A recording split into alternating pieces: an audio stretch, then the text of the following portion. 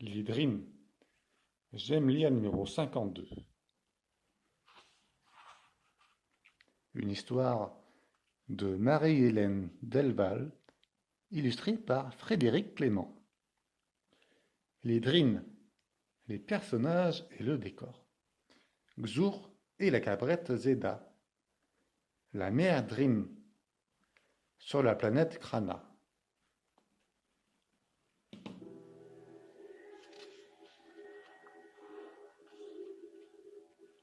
Le Drin. Dans le ciel de la planète Krana, la lune Fa et la lune Ma sont à leur plein.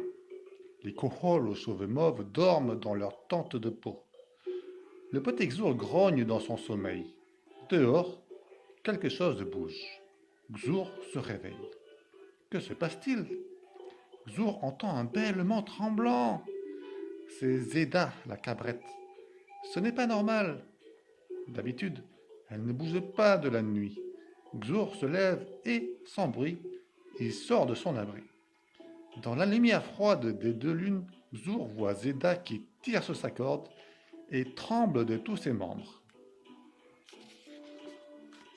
Xur s'approche de la cabrette. Il lui parle doucement. « Là, ma belle !» Mais Zeda ne le regarde pas. Ses grands yeux noirs fixent quelque chose droit devant elle, et la petite corne qui pousse sur son front montre une direction. Alors Xur voit le Drin. L'énorme bête est là, à 100 pas, immobile. Ses grosses écailles luisent. Ses larges pattes griffues et sa longue queue plate se confondent presque avec les pierres. Seuls ses tout petits yeux jaunes brillent, bien vivants, et il regarde Xur. Xur se sent glacé de peur. Un Drin! C'est la première fois qu'il en voit un. Ainsi, les Drins existent vraiment. Toutes les histoires terribles que les vieux de la tribu des Kohol racontent parfois lui reviennent en mémoire. Autrefois, il y a bien longtemps, quand la lune Fa et la lune Ma étaient à leur plein, on déposait sur les falaises les cabrettes les plus crasses pour les Drins. Les Kohol croyaient ainsi que ces bêtes effrayantes ne les attaqueraient pas. Maintenant, on ne sacrifie plus de cabrettes, heureusement. En tout cas, aucun Kohol ne s'aventure jamais dans le pays des Drins, là-bas, de l'autre côté des falaises. Quand un enfant Kohol est trop insupportable, sa mère menace de le jeter au Drin. Et voilà qu'un véritable Drin est là, à 100 pas de Xur. Xur ouvre la bouche pour crier, puis il se retient. Non, s'il crie, la bête attaquera peut-être. Pour l'instant, le Drin ne bouge pas. Ce que Xur doit faire, c'est prévenir Eli, le chef des Kohol. Tout doucement, pour ne pas exciter le Drin, Xur détache la cabrette. Il dit tout bas, « Viens, Mazeda !» Et lentement, tenant la cabrette par sa corne, il se dirige vers l'abri où le vieil Eli dort, sans se douter de rien.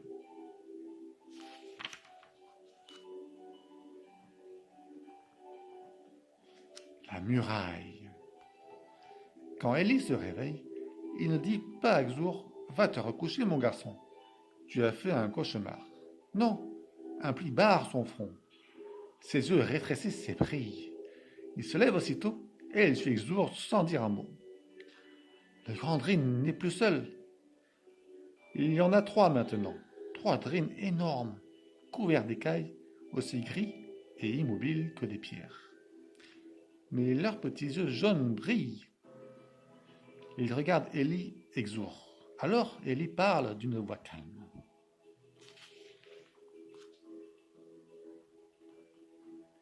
Il faut dire à tout le monde de se lever, mais sans cri et sans bruit. Xur approuve de la tête. Il a moins peur maintenant que le vieil Eli est avec lui. Et puis, il est assez fier d'être le premier à avoir vu le Drin. En tenant toujours la cabrette par sa corne, il se faufile entre les tentes et il réveille les dormeurs. Berk, Camille, Zandu, venez, levez-vous. Doucement, ne faites pas de bruit, ne parlez pas. Tous les cohorts sortent de leurs abris. Ils sont encore à moitié endormis. Ils se rassemblent autour du vieil Élie. Les drines sont une dizaine maintenant. Ils restent à 100 pas du camp, toujours aussi immobiles. Alors le vieil Élie prend la parole. Mes amis, j'ignore ce que veulent les drines. Pour l'instant, ils ne semblent pas prêts à attaquer. Mais ils attendent peut-être la fin de la nuit. Nous avons peu de temps. Construisons une muraille de pierre autour de notre camp. Évitons les cris et les gestes brusques.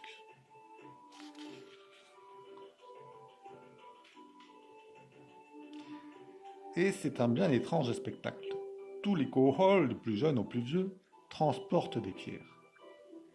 Ils travaillent sans parler, presque sans bruit, sous la lumière blanche de la lune Fa et de la lune Ma. Bientôt les lunes pâlissent, le ciel devient jaune, le jour se lève. Un large mur de pierre entoure maintenant le camp des cohorts. Et derrière le mur, à 100 pas de là, il y a plus de 50 drines immobiles qui attendent. Les cohorts, eux aussi, attendent. Soudain, le plus grand des drines, celui que Xur a vu le premier, pousse un cri bref et frappe le sol de sa large queue. Alors Zeda s'affole. Elle échappe à Xur. Elle bondit par-dessus le mur de pierre. Elle passe au galop devant les drines et s'enfuit vers la falaise.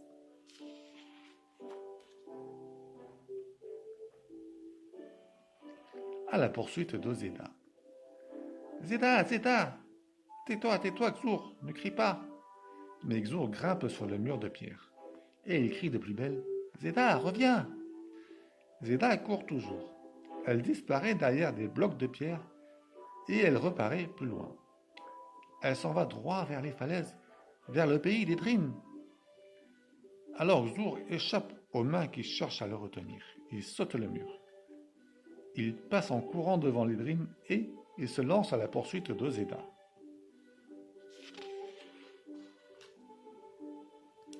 Le jour est levé maintenant. C'est un jour brûlant. On est à l'époque du soleil mu, l'énorme soleil jaune qui dessèche encore plus le pays des cohorts, déjà si sec pendant les autres saisons. Les pierres éclatent sous la chaleur. Les plantes meurent peu à peu. Les glooms, qui poussent à l'ombre des rochers et qui donnent de l'eau quand on les crève, deviennent flasques. Les ajas bleus se fanent. Les cabrettes ne trouvent plus rien à brouter.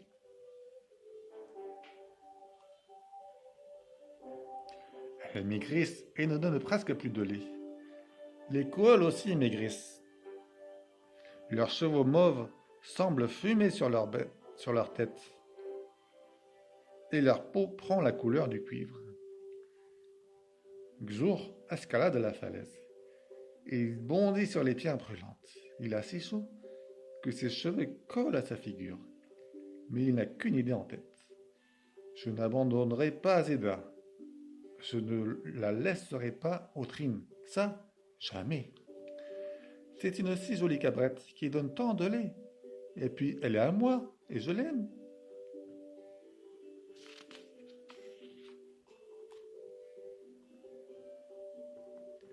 À bout de souffle, il s'arrête un instant. Il regarde en bas. Les cohorts sont toujours massés derrière le mur qu'ils ont construit. Et les drines se sont rapprochés. Oui, les drines sont tout près du mur maintenant. Et ils vont sûrement attaquer. Xur a bien envie de pleurer. Mais il se détourne et reprend sa course. Un sifflement l'arrête. Un nœud de sapik lui barre le passage. Le buisson carnivore a senti Xur. Il allonge ses tentacules venimeux en cherchant à l'enlacer. Xur fait un bond en arrière. Quelle horreur! Comment va-t-il passer? Zeda a réussi, elle. Xur voit de l'autre côté du buisson les petites crottes rondes qu'elle a laissées sur son passage. Mais les cabrettes font des bonds prodigieux et Xur est incapable d'en faire autant.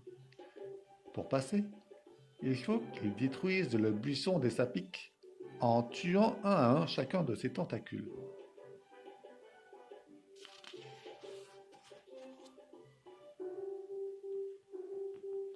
Les seules armes de Kohl sont leurs yeux, des yeux qui rétrécissent et lancent un rayon mortel. Mais Xur est trop jeune pour être un vrai chasseur. Jusqu'à présent, il ne s'est entraîné que sur des objets immobiles. Et les tentacules des sapiques bougent sans arrêt. Xur s'approche autant qu'il peut de l'horrible buisson. Il rétrécit ses yeux et lance un rayon. Touché! Un des tentacules tombe sur le sol. Les autres s'agitent de plus belle. Xur se concentre de toutes ses forces. Un autre tentacule tombe. Puis un autre. Xur devient plus habile. Il achève les 3 derniers tentacules d'un seul coup. Les sapiques sont morts. Xur saute par-dessus et repart à la poursuite de Zeda.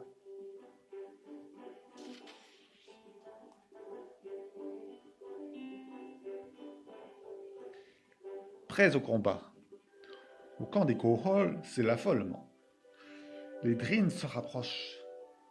Il y en a bien une centaine maintenant. Le plus gros pose ses énormes pattes sur le mur de pierre que les Koholls ont bâti. Instinctivement, tous les Koholls reculent. Mais Ellie les rassure d'un geste. Calmez-vous, les Drins n'attaquent pas encore. Que chacun de vous choisisse un Drin pour cible. Visez les yeux, mais que personne ne lance son rayon avant que je n'en donne l'ordre. Une voix angoissée l'interrompt.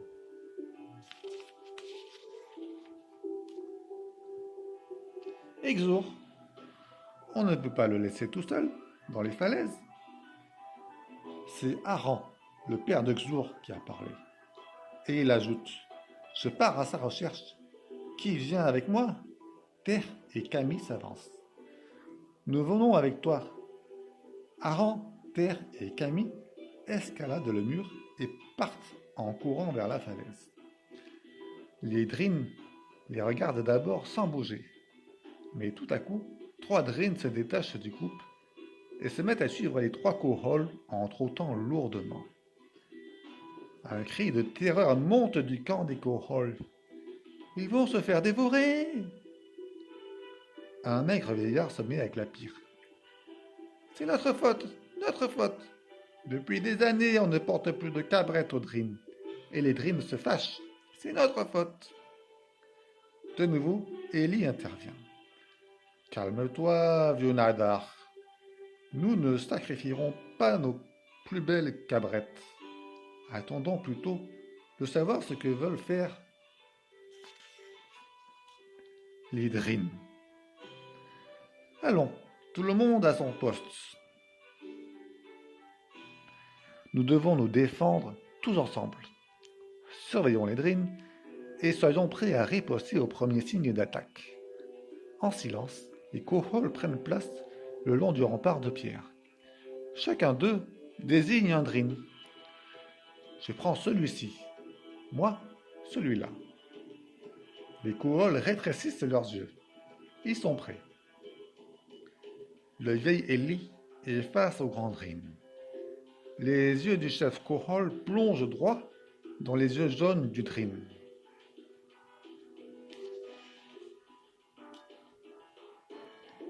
Les ptérides. Le soleil mu est atrocement chaud. Xur est à moitié mort de soif. Par chance, à l'ombre d'un rocher, il aperçoit une gloume encore bien rebondie. Il va enfin boire. Avec une pierre tranchante, il fait une entaille dans le flanc de la gloume et il boit avidement en collant sa bouche à la plante.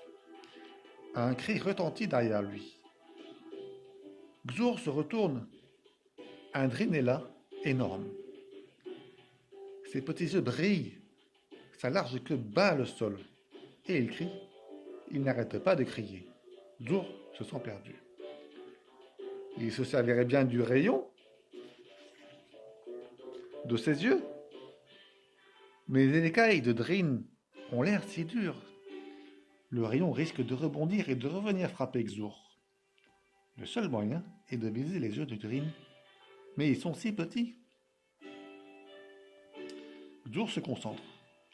Il va lancer son rayon quand une grande ombre noire passe au-dessus de lui. Xur lève la tête. C'est un ptéride. Et il y en a d'autres. Tout un vol de ptérides tournoie au-dessus de Xur. Et il n'en a jamais vu autant à la fois. Ces oiseaux ont une chair délicieuse, mais ils survolent rarement le pays des Kohol. Quand un Kohol a la chance d'en abattre un, c'est un vrai festin. Xur sait maintenant une chose importante. Les ptérides viennent du pays des Drim.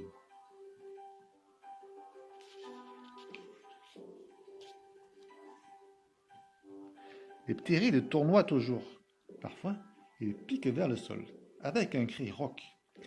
Et c'est étrange, Xur n'a plus peur. Il a l'impression que le Drim, en criant, lui demande quelque chose. Soudain, Xur aperçoit un peu plus loin un bébé Drim. Les ptérides foncent sur lui et lui donnent des coups de bec. Ça y est, le petit Drim est renversé. Il agite ses courtes pattes sans pouvoir se retourner. Xur découvre que la peau de son ventre est lisse et fine, sans aucune écaille pour le protéger. Alors Xur comprend. Le grand Drim qui crie est la mère du petit, elle appelle au secours. Les ptérides planent le bec grand ouvert, prêts à attaquer le bébé Drim.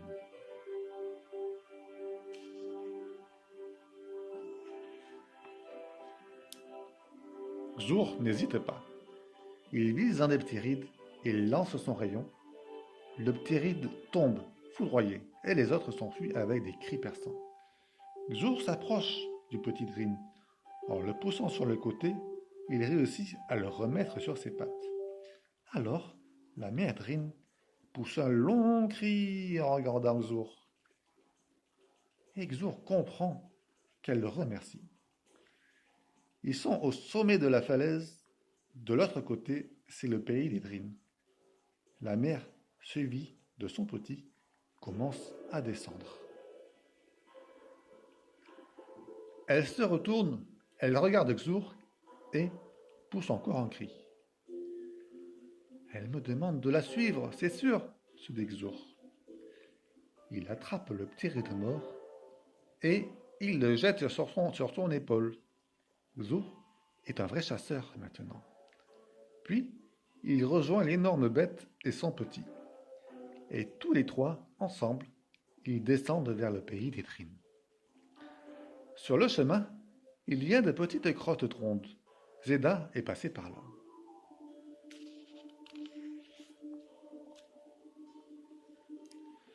Le pays des Drim. Le chemin descend en pente raide. Soudain, Xur s'arrête. Devant lui s'étend le pays des Drim. Et Xur ne peut en croire ses yeux. Le pays des Drim est bleu. Il est couvert d'ajas bleus. Quelque chose tombe d'un rocher avec un joli bruit. La chose brille. Elle traverse les ajas et s'en va plus loin. Ça ressemble à l'eau qui coule des glooms. Mais ça coule, ça n'arrête pas de couler. Xur n'a jamais rien vu de pareil. Le soleil mu a changé. Il ne brûle plus la peau. Il réchauffe juste ce qu'il faut. La mère Drim regarde Xur. Et elle lance un petit cri. Xur est sûr qu'elle l'invite à venir. Alors Xur voit Zeda. La cabrette bondit comme une folle. Elle danse, elle se roule dans les ajas. Elle se relève, elle repart, s'arrête, arrache une bouchée des délicieuses herbes bleues, puis elle saute dans le liquide brillant qui court au milieu des ajas. Elle baisse la tête et elle boit goulûment. Xur est stupéfait. De l'eau, c'est vraiment de l'eau. Xur ferme les yeux.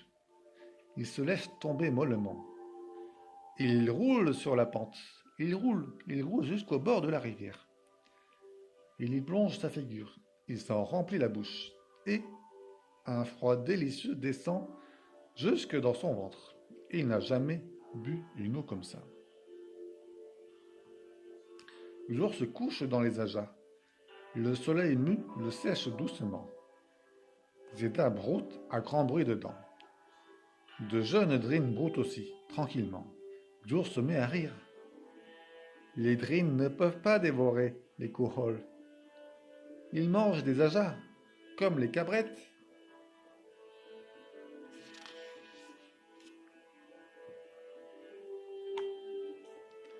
Sur les falaises, des centaines de ptérides sont perchés. Ils guettent. Leurs cris rauques couvrent parfois le bruit de l'eau. Alors Xur devine ce qui se passait autrefois. Les drines ne mangeaient pas les cabrettes que les cohols leur donnaient. C'étaient les ptérides qui les dévoraient. Et maintenant, les drines ne viennent pas attaquer les cohols. Ils viennent les chercher. Ils viennent leur demander de détruire les ptérides qui attaquent et dévorent leurs petits. En échange, ils offrent aux cohols d'habiter leur pays. Les cohols ne souffriront plus de la soif. Les cabrettes pourront brouter tant qu'elles voudront. Elles seront grasses et elles donneront plein de lait. Et les cohols se régaleront avec la chair des ptérides.